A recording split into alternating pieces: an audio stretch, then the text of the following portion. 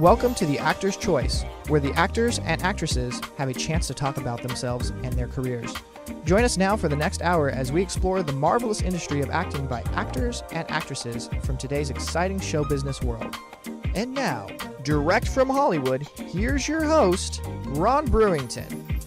Hi, everybody. I'm Ron Brewington, and welcome to the Actor's Choice. Roll it, Tony. What's going on, guys? Welcome to Beverly Hills, California. This is the grounds of a very historic mansion called the Greystone Manor. It was also known as the Doheny Mansion. This was used in so many films. It's got a lot of history to it. We're going to walk the grounds a little bit, and I'm going to show you what it looks like in a really interesting historic mansion. So, Ladies and gentlemen, our first guest today is a Los Angeles-based actor and writer. In fact, his acting credits include, you ready for this, ladies and gentlemen? 19 seasons as the corrupt Senator Alfred Winston in the Theater 40's production of The Manor at the Greystone Mansion. And what you saw about the video that you just saw a few moments ago, that's people going around that area and showing what the mansion looks like itself. Now, with John, we're going to get him to go to his last appearance was in the Explorers Club along with Theater 40. And we've got a good one for you here today. So without further ado, ladies and gentlemen, please welcome John Leslie. John, welcome. Hello, everybody. Thank you, Ron. You got it. And ladies and gentlemen, listen to that man's voice, please. Oh, thank you. That is a boy. Oh, voila. Okay. Mm-hmm. John, tell us this, please. Welcome. Tell us where you were born at. I was born in Wheeling, West Virginia. My dad happened to be working there and met my mom there. They moved to Connecticut for the first half of my life. I came out here to Los Angeles after graduating from Boston University with a BFA in acting, and I've been here ever since. Obviously, you like it out here, obviously. Yeah, the weather's great. What is great. Tony, if you could show us that Christmas show, that number 8. That's what we're here today. Thank you so much, sir. There we go. That's what we're here for. He is. All right, yes.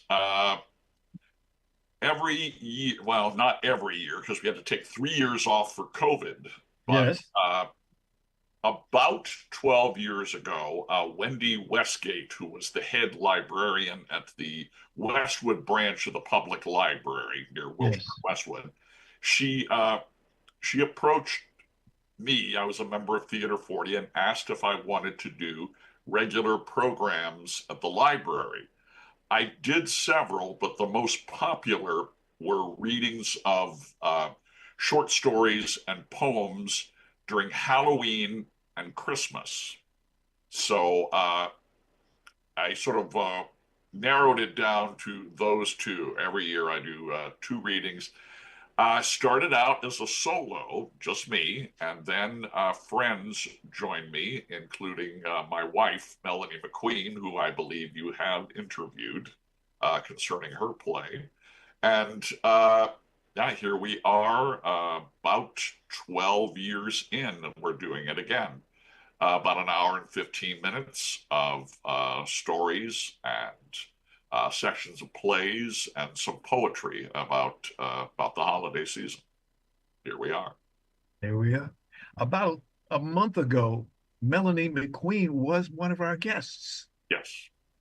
Yeah, she wrote a play called All These Women, which received 2 readings, one at Theater 40 and one at the Mayflower Club.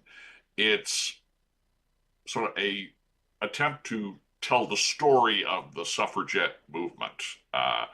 It's a big, long story with several characters, but Melanie used research, a lot of things people actually said at the time from speeches and letters. Those were readings. She's planning on doing a production of All These Women in the near future. Give us an idea about what is the synopsis for this Turn 40 Christmas show? All right, Theater 40, it's 4 performers, each doing 2 pieces. Let's see, for example, Joan Didion talks about Christmas crafts and how difficult slash impossible they are to get right. Um, there is a woman talking about the Feast of the Seven Fishes, which is the Italian Christmas dinner, and how that went wrong. It's no fun if it goes right. Let's see. We have a section of a play called Bob's Your Elf, in which Santa has to discipline a grumpy elf. Yeah, you're not allowed to be grumpy on that assembly line. And his punishment is being told to assist in community theater, which I enjoyed. But yeah, it's various pieces. I don't know, some long, some short, and I serve free cookies. That's a big attraction. You get cookies. I was going to ask you, is it difficult to find good Halloween and Christmas Halloween literature? It's not difficult to find. There are tons of books devoted to it. What is difficult is finding something of the right length. These past decade or so, I've made a science of studying how not to bore people. So you got to keep the pieces a certain length and have them not go too long. So there's that, and there's also finding pieces that fit the particular performer. Not every story is right for every actor. So that's where most of my thought goes: right length and right performer to do the piece. I'm listening to this gentleman, and I'm listening to this gentleman. He's got a voice. You have to admit, he's got a voice. Thank you again. You do take care of your voice. What's that way you can get insurance on it? Do you take care of it that way? I'm sorry. Do you take out insurance on your throat? You mean like Betty Grable and her legs? Well, you let me know if there's a policy that covers that, and I'll look into it. But okay. No, what are the differences between performing literature and performing dramatic scripts? Shorter sentences, I think, in dramatic literature. The older it is, the longer and more complicated the sentences are. I think the modern writers have learned about people's attention span. But back in the day, there were sentences inside of sentences inside of sentences, and you've got to be able to track it for yourself. Otherwise, you lose the audience. It's a real science where to put the pauses, what words to emphasize. So it's a different skill set. It really is. So, give us an idea about what kind of literature are people actually putting their hands into? Is it to be or not to be, or is it straight? What are they actually listening to? Oh, it's all over the place. I've done writers as old as Dickens and as recent as the New Yorker in the 70s and 80s. So I really like, that's what I like in all the arts is variety, you know. I get kind of antsy when I'm seeing the same thing. But this is just all over the map. Writing styles. I've done some Christmas stuff that's black comedy. You know, not everybody appreciates that, but I like to mix it up. This year, I have avoided that. It's all very sweet, very uplifting stuff. So, to be or not to be. Okay. To be or not to be. I haven't done Shakespeare yet. He's written a couple of things, but they're very brief, so I'd have to put a bunch of other things around it. How do you get tickets for this event? It is free. It's free. You just show up at the Westwood Library this Saturday at 3:00.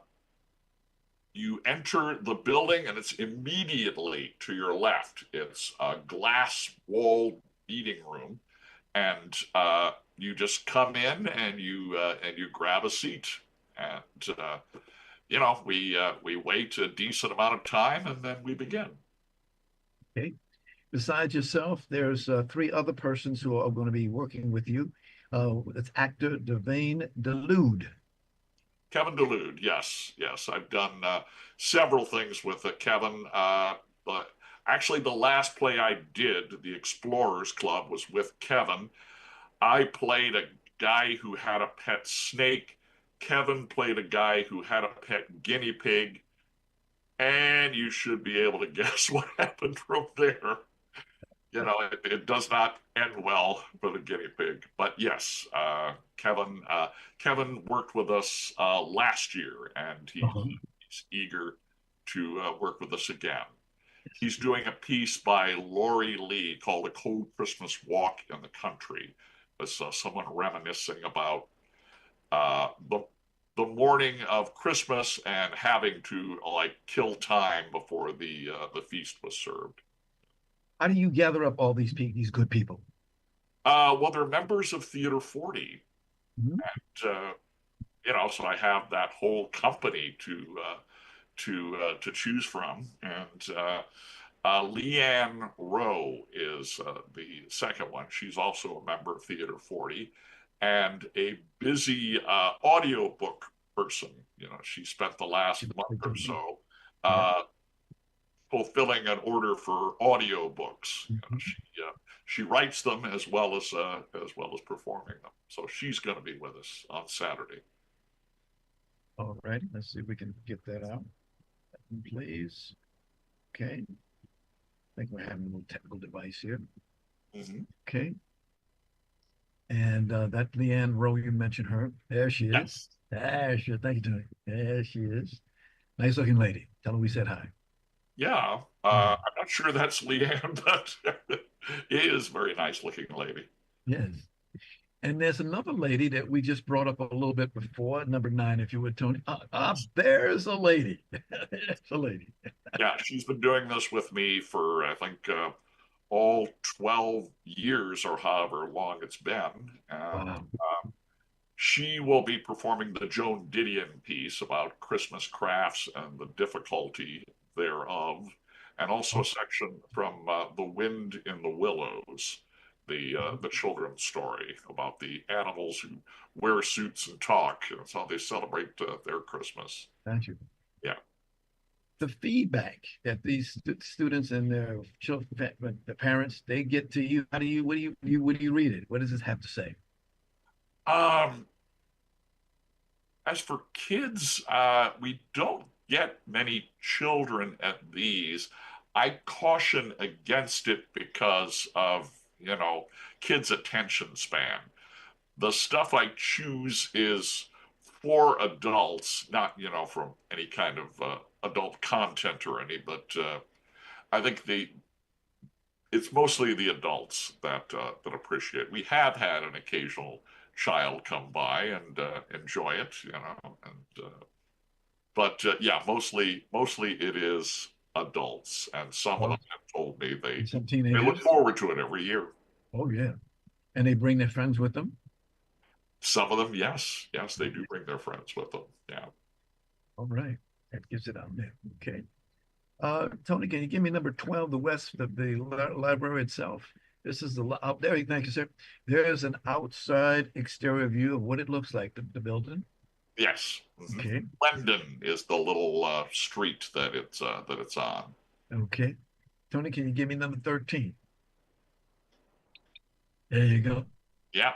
Inside. Yeah, I think that's the second floor. Right. And folks leave all the food that you want. Leave it. They can't bring the food today, right? Well, we do have the cookies. Yes. But no, I think they discourage you about bringing your own food in there, understandably. Goodness. Like I asked, there's no tickets. So tell us. Let's see. No need for tax, none for that. Just want to let folks know that this is a 19. You have done 19 seasons, but this has been 12 seasons for what they're doing now. Is that correct?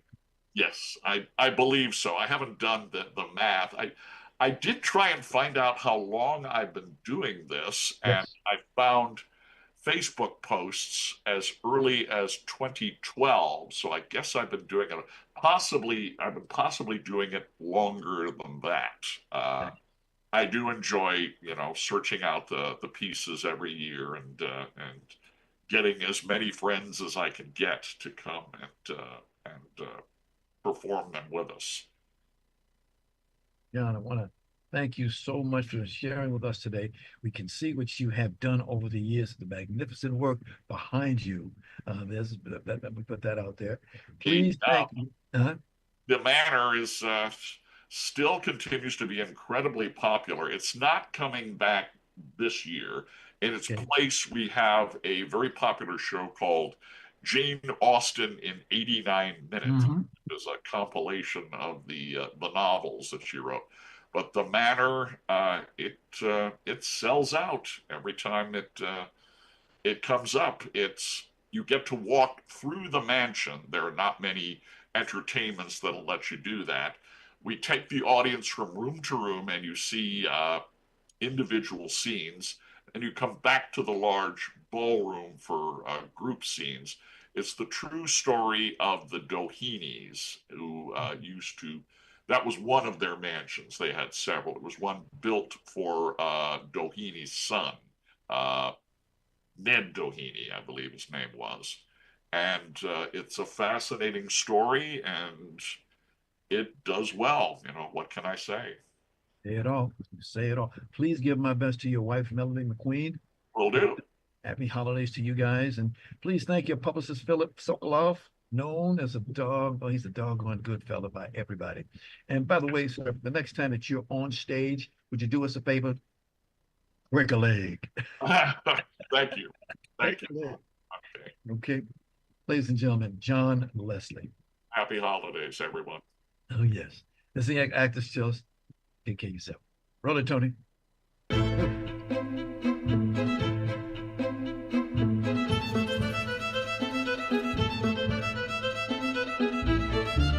Yeah.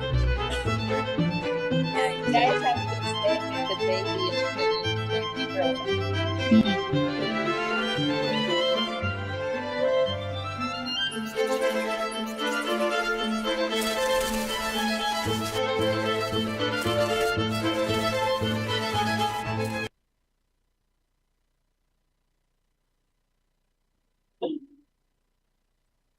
Yeah. Hello. Ladies and gentlemen, our next guest today began his run on 103 professional theater productions at the age of 16. Wow. Projects. I'm like, okay. Yeah, I'll go watch the first one. I'll go. You're not like, I'm there. Okay, Edwin, is that you? Okay. Yes. Let me say it again. He began his run of 103 professional theater productions at the age of 16. Beautiful, beautiful. He's gone on to receive the 2006 Obie Outstanding Performance and the solo cover of the Village Voice for his portrayal of O.D. Plus in the New York Theater Workshops production of The Seven. As they say in the business, not bad, sir. Not bad at all.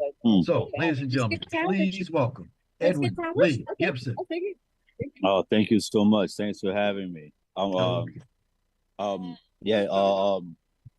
As of last year, it's 104 now, and the character of this week, Oedipus was a really, really great opportunity that I got the Obie Award for. So thanks for having me. Oh yeah, indeed. Edwin, please, of course, welcome to the Actors Choice. But I got two first questions. Okay. Question number one: where were you born at, sir? I was born in Houston, Texas. All right, now Texas is a great state. I got a lot of family down there. No doubt. Yeah. You know there's someone picking up your sound, or you're picking up their sound. Oh, someone's picking up my sound. Is that better? Yeah. Oh, that's better. Yep. Okay. Yeah. Oh, I'm sorry. No, that's okay. That's just eventually we'll get. But the second one that I have, and please, this is how I feel about it. I deal with a lot of actors and actresses who they go on film, television. But Edwin, as you know, they refuse to get on the stage. Would you mind telling me what that's all about? Oh, well, I think some people decide which medium they want to participate in. For me, the stage has always been my primary.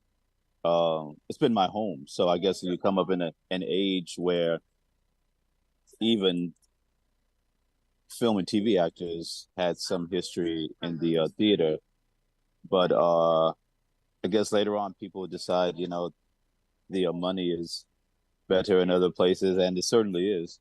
To be in the theater is a lifestyle.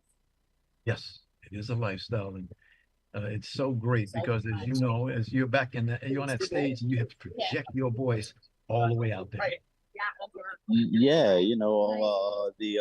the immediacy and the dance, I like to call it. There's a dance every night that I think the actor and the audience Yes.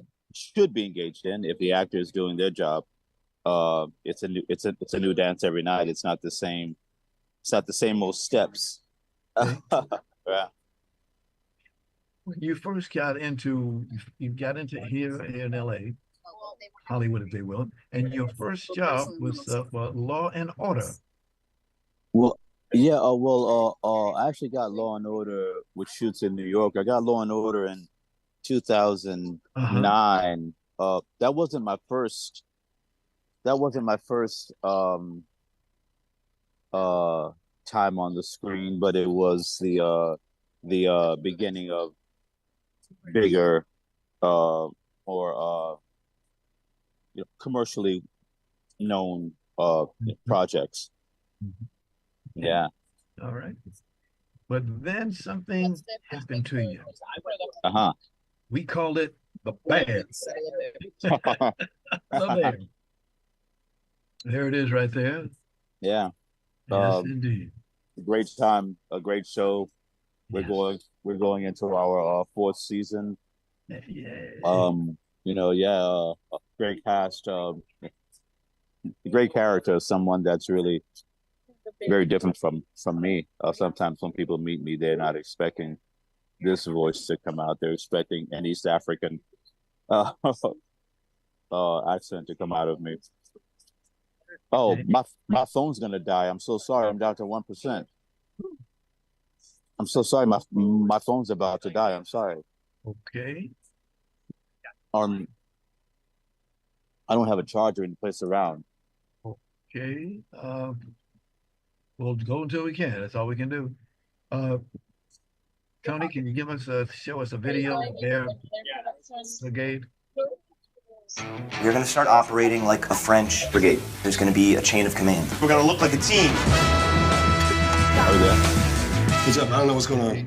We're implementing a French brigade. Yeah. We're showing their Want to fix this place? Someone's asking you to. Yeah. I like this brigade. No. I was in a brigade once. Yes. Many It's a people great time. died. It's great opportunity. Really appreciate everyone for watching and loving it. Yes. Who was your role? I play Okay. There we go. What happened is that he had been around talking about Edwin. He did a lot of work. He played the mystery cook in The Bear. That's what we were trying to see if we can get him out there to understand. Abraham. That was the name that he got. Abraham. A lot of people didn't understand him. He was a different kind of guy. He played that direct. That's why he played his cop. And he was enjoyable. He loved it. It was very mysterious, as people say.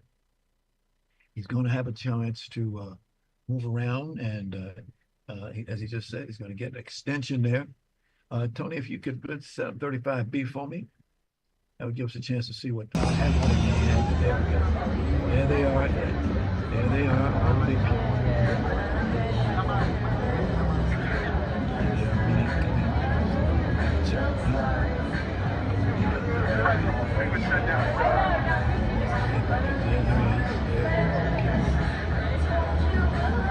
Already.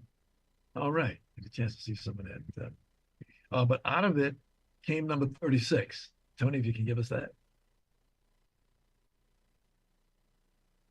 Okay. No 30 get. Yeah, okay, we'll wait on these coming on. But what Edwin was talking about was And he acted in over, like I said, 106 professional theater productions in New York, France, and throughout the world. He's gotten around. He also got a lot of awards. That's one of the things that helps you in this business is to have some awards. And I was glad to get some to have him explain one of the things that I feel strong about it is that people do television and film, but they won't get up on that stage. Just won't. I don't know why. You again, when you're on that stage, little flavor comes up, and that is to be or not to be. That's what that's all about. Okay. Let's see. He is now working in an event called Unprison, which is alongside Kerry Washington. That movie just came out. It's coming out, and would like to go see it. It's about women, Black women in World War II, and they were given a congressional gold medal for what these ladies, all women, for what they did. And Kerry Washington, I saw the other day with what's that guy's name? Oh, yeah. And he did a great job. She did a great job. Okay. He's had a chance to get out there and see it again. Okay, let's go into the next guest. Okay, the next guest is here. All right, thank you, sir. Roll it, Tony. I can't live without you, baby. Come on. Wait. No. If you love me, you wait. Please. I leave next week. There's no other way. I mean, waited. Maybe I leave next week. It's even now or never. All right, that's a wrap.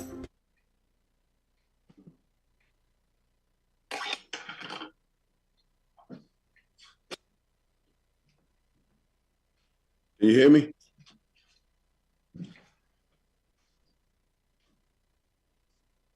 I can't hear anything. How about now? Can you hear me now? I hear you, yeah. Okay, but I hear you. I hear you loud and clear, sir. Good. How you doing, sir? I'm doing fine. Look at that fella who dressed out. You see that fellow over on the top of the screen there? Isn't he looking good? And handsome with suave and de bona. He's got a white set outfit on, looking good. Who's that? That's you. My next guest today is an award-winning American actor. Now, over the years, he has become a well-known actor, completing roles such as The Haves and the Have-Nots, which was Tyler Perry's hit drama series. But he came and also does some other things, and we're going to talk about that. Okay, so please, without further ado, my man, please welcome Jerome Rose. Thank you, and welcome back to us. Thanks, bro. I appreciate it, boss.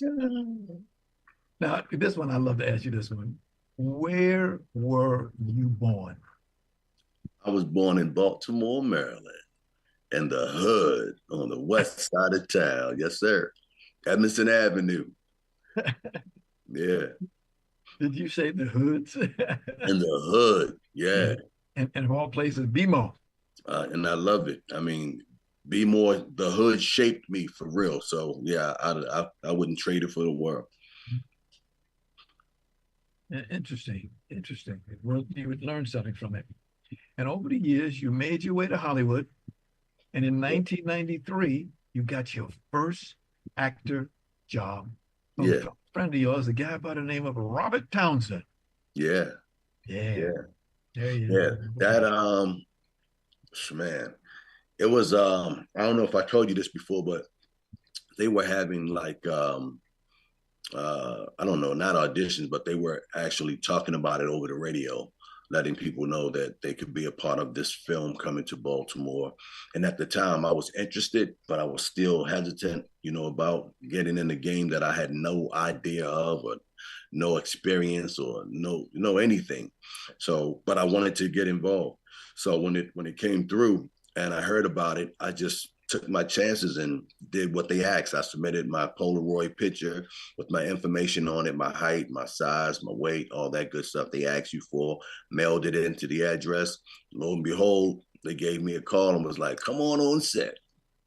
That was my first job as an extra. Yeah. You see what's behind me? Yeah. Look like How what come the you star. Don't have one of those? Yeah, we'll get you one. We got to get one. Yes. We got to get. That's definitely on my list of things to do. Definitely. Yeah, I love it. because this gentleman has some personal things that he does. He's an actor, he's a producer, he's a director, he's a writer, he's a casting director. And oh, by the way, he's also a gentleman who is doing a thing called ATM. Because that gives them a chance to go out there and give these young people a chance on how to get a job, how to get a job. Are you talking about my management company? Yes, your management company. Oh, BTM, Brooks Talent Management. Yes, that is beautiful. Yeah. And you wrote this book too. Yeah. I have a book, but what I'm not even going to try to promote it too much right now because we're actually in the process of revising it. You know, since SAG had these new laws, this year we got new laws. I have to update it and revise it and put the new information in it. But yeah, if you want it, you still can get it. You know, give us some more information. I have it behind me right here. All right, you know? Sitting in a good place. Yeah. Tell us some more about Brooks Talent Management. How do I get into it? All those different things. How do you get into it? Yeah, anybody for that matter. Anybody. Well, you know, if you're interested in being an actor, first of all, we represent actors, writers, directors. I wouldn't say comedians, but actors that have comedic timing. We also do represent comedians, but not because they're comedians, but because they are actors with comedic timing who happen to be comedians. So we represent voiceover artists, we represent storyboard artists, we represent dancers, choreographers, you know, a little bit of everything in the gambit. So if you have talent and you wish to explore, you know, this business or your own talents, you could reach out to us on our website at brookstm.com. Or you could also email us at info@brookstm.com. Send us your headshot, resume, and your actor's reel if you have one. And if, you know, we feel like you're someone who we could help out, then we'll be in touch with you. Okay. I'm getting heat in here. I can hear you. Okay, it says the internet connection is unstable. So that's good. Did you see that? I didn't see it, but I know how the internet works nowadays. It's expected.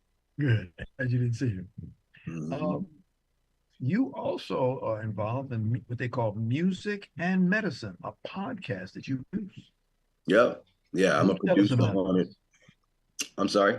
Please tell us about it. Podcast. Yeah, well, Music and Medicine is definitely a podcast, but it's not your normal podcast. It's probably, and not because, you know, I want to be biased, but, you know, it's a really good, probably the best podcast out there for real. So the host of the podcast is one of my clients, Kathleen Bradley, who plays Miss Parker on Friday, the movie Friday. She's my client at BTM. And we have celebrity physician, Dr. Moshe Lewis. They both co-host the show. We have all kinds of artists on the show, from the iconic level, like a Marla Gibbs or Glenn Turman, you know, Lawrence Hilton Jacobs, Rocky Carroll, all kinds of people. And we have performances, live performances. Mickey Howard, she came to the show. Shanice came to the show. Tracy Spencer, Troop, you know, all kinds of, the show is amazing. So what it is we have, you know, Kathleen and her co-host, they interviewed the guest on basically entertainment things. And that also, because the show's title was Music and Medicine, we always ask them before the interview's over, what does music and medicine mean to them? And in a lot of cases, people have medical issues that they want to discuss, things that they've been through, hurdles that they had to overcome because of medical issues, whether it be anxiety or, you know, something of the limb or anything. So it's a very informative show because the Moshe Lewis he's a real doctor. So he can really tell them more about whatever their conditions are, or talk to them about whatever they're going through. So it's a really good show, first of its kind. How long have you had the doctor on your show?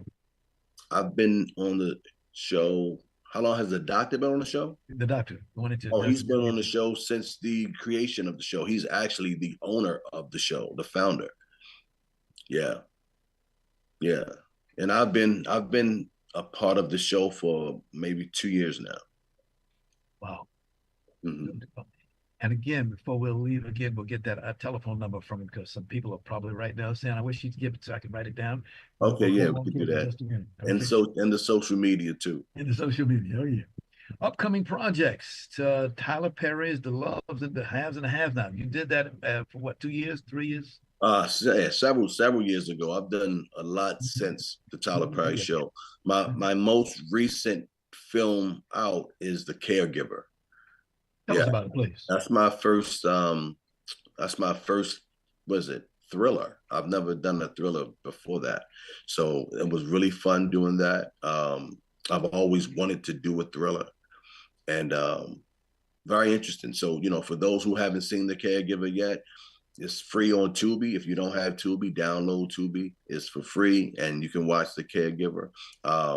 We're supposed to be shooting a sequel to that. I don't have a date yet, but we are shooting a part 2 to Caregiver.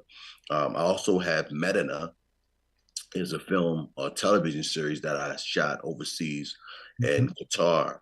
And right now it's only available in the Middle East, but they're soon to release it in the States. And I'll keep you posted on when they'll release that.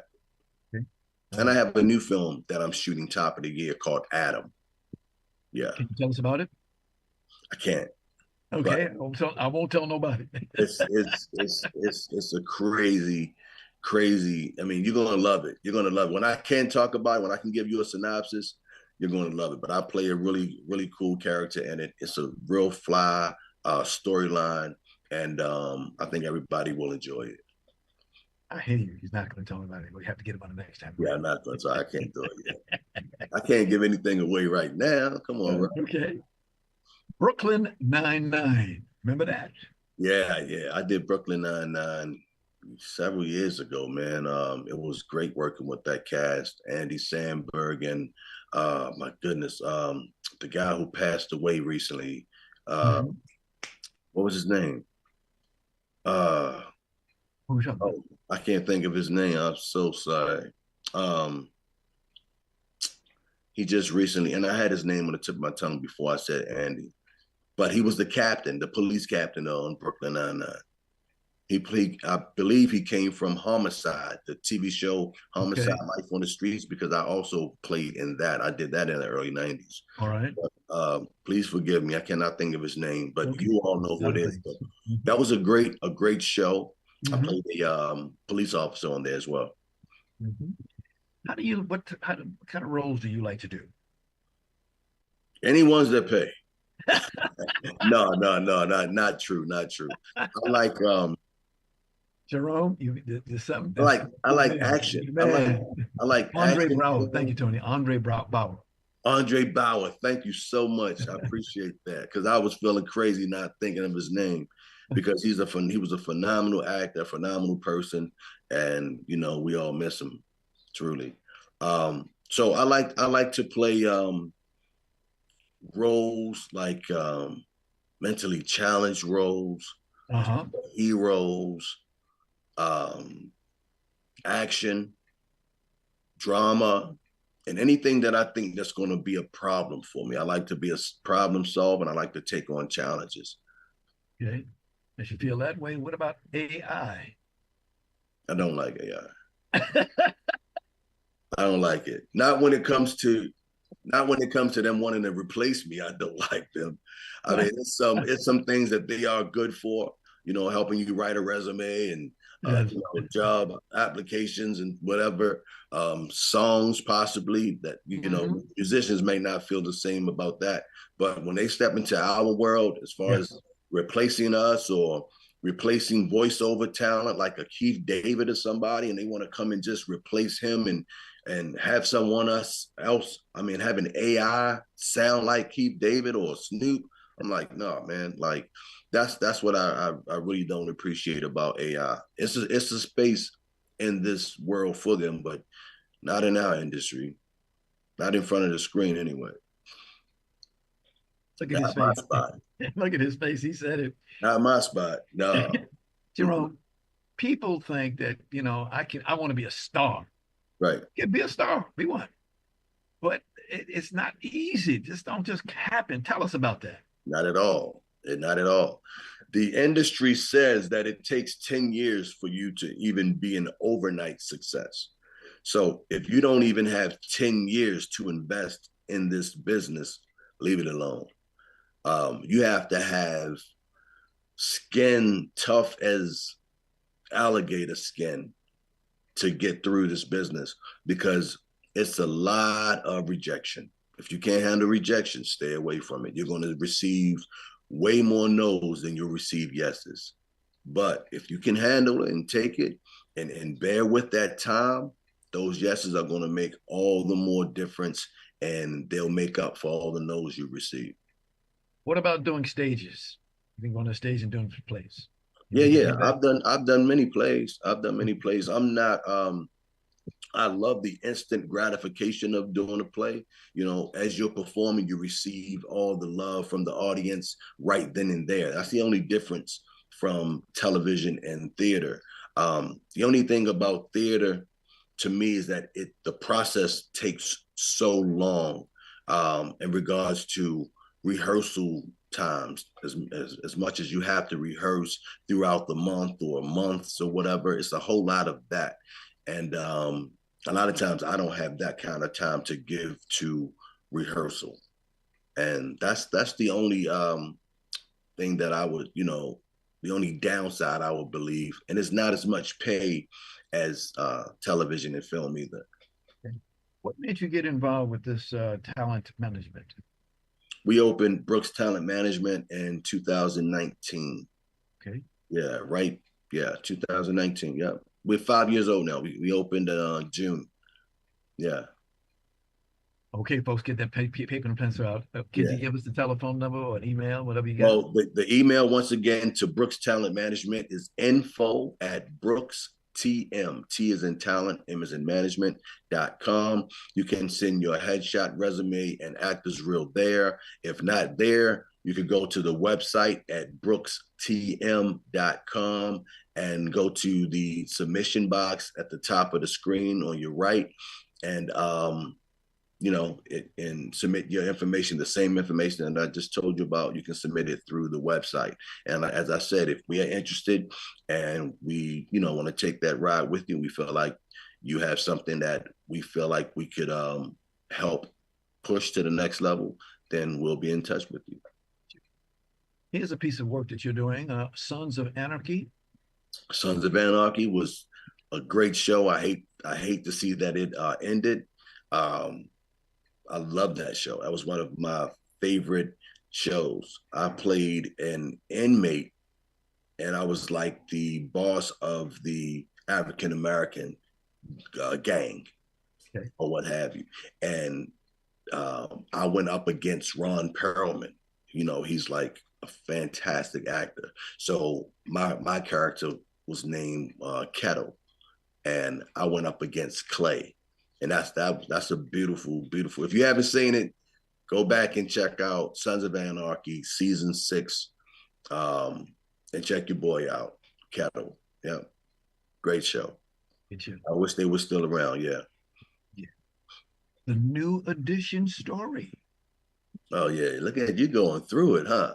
Yeah, New Edition story. That was that's an iconic group. Everybody loves New Edition. So just to be a part of the New Edition television series, it was a miniseries, a 3-part miniseries. So to be a part of that and now to be a part of their history is mind-blowing. It's mind-blowing. I played Ralph Tresvant's attorney. Yeah. Okay. Mm-hmm. Yeah, great series. What up, New Edition? Yeah, for real. Mysterious Ways. Look at you. Mysterious Ways was a film, another great film. That was a faith-based film. I played opposite Wendy Raquel Robinson. Uh-huh. Yeah, I played her love interest. And that was a really good, really good home, something that the entire family could watch. Kids could sit with the family and watch and learn. But it was a great faith-based piece and a great cast. I had a great cast. Got you. Awesome time. Here's a picture that we'd like to take a look at. You recognize that gentleman right there? Yeah, man, that was a beautiful time this year. That was at the Hollywood Museum down on Hollywood and Highland. And this is something that all actors probably dream of or haven't even thought of. But once I talk about it, it'll be something that you'll put on your bucket list. The Hollywood Museum, if you haven't been in there, you need to visit it. It has all of the historical things from Hollywood, from the early 1800s or whatever, from the beginning of Hollywood. They have all these things, clothing, wardrobe and things like that from all the classic actors from back in the day up until now. So I was honored in February, Black History Month of 2024, to have one of my outfits placed in the exhibit from Shameless. This is from a show I did called Shameless. So, and they still have it hung. It's still up in there. I've been back several times and it's still there, and I hope they keep it there. But to have your clothes, I'm from Baltimore, so I came 3,000 miles away, and I got blessed to have my work behind the glass at the Hollywood Museum on the most popular street in Hollywood. Hollywood and Highland, that's what's that, the Stars? Yes. The Walk of Fame. Yeah, Hollywood Walk of Fame. Yeah, that's not the Walk of Fame. Like, nothing's better than that. That's the best. Yeah. Yeah. I want to get you on that. Going back to the town that you were talking about, Baltimore. Folks, if you've ever been to Baltimore, they got some crabs that will make you want to slap your mama. That's how good it is. And your daddy. Crabs are so good. Oh, man. Make sure you get the Old Bay on them. Wow. I was in the Navy and I was stationed at the Naval Academy. So it was just right down the road from us. Right down the road. What's that, in Annapolis or Annapolis, Aberdeen? Okay. AKA Naptown. Yeah, Naptown. Yeah. Yeah. Navy won yesterday. Oh, they did? Yeah, they beat. You froze. Yep. Froze. I didn't hear you. You froze. Okay. I said yesterday, Navy beat the heck out of Army. Wow. And the Ravens won it yesterday too. Yes. Did you see that? Oh, yes, I did. Yeah. It's getting down to the end of it. It's coming down. And you see who got the Heisman Trophy, right? Who? The guy from Colorado. Well, I didn't see that. Yeah, it happened 2 days ago. But I believe our guy Jackson is going to get MVP this year again. Yeah. Yeah. It's a lot of fun. See all these things that happen, ladies and gentlemen. If you get into the business like what this gentleman does, and by the way, he will, if you want to get into it, give him a call, see what you can do, become his manager. By the way, a lot of people that we have on the show, we got them from him. Him being that young man called Jerome Brooks. That brother. Yeah, he looks out for us all. Thank you, man. You look out for us too. I appreciate you. Thank you. But there's a lot of good things going on. So if you feel like you want to get into, like you said, it's hard. It's a hard job. Yeah. If you love it hard enough, you'll make it. Yeah. You'll make it. Put God first, man. Stay prayed up and stay focused.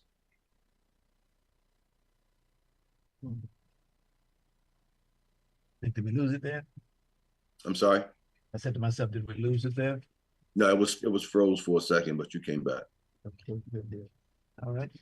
Did I talk about my my ceremony in Baltimore? We have the time. Go right for it, sir. Okay. Yeah, so I think I told you about it. This year also, early in March of this year, I was recognized with a ceremony by having my street name changed after me. Yes, I did. We showed that in one of the pictures in front. Okay, yeah. So they named Like the street that I grew up in yes. after me. And not only was it the street that I grew up on, it's the street where I had businesses on the same block. So I had music stores and hair salons up and down the same street. And I lived from the age of 5. I lived a half block away from where my name stands now. So it's Jerome Brooks Way. Who could fathom that? You know, is that crazy? It's crazy. I still trip out over that, man. Just knowing that my name is on, it's really my block. Yeah.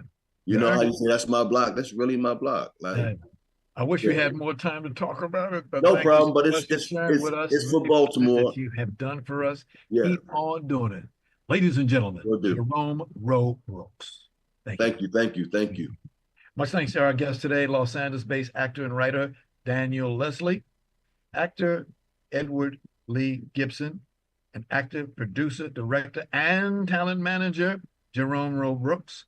The Actor's Choice is a presentation of B&B Productions. Rudolph Brewington is our president. Special thanks goes to all of our ever-growing audience. I'm Ron Brewington. Thank you. We'll see you next time.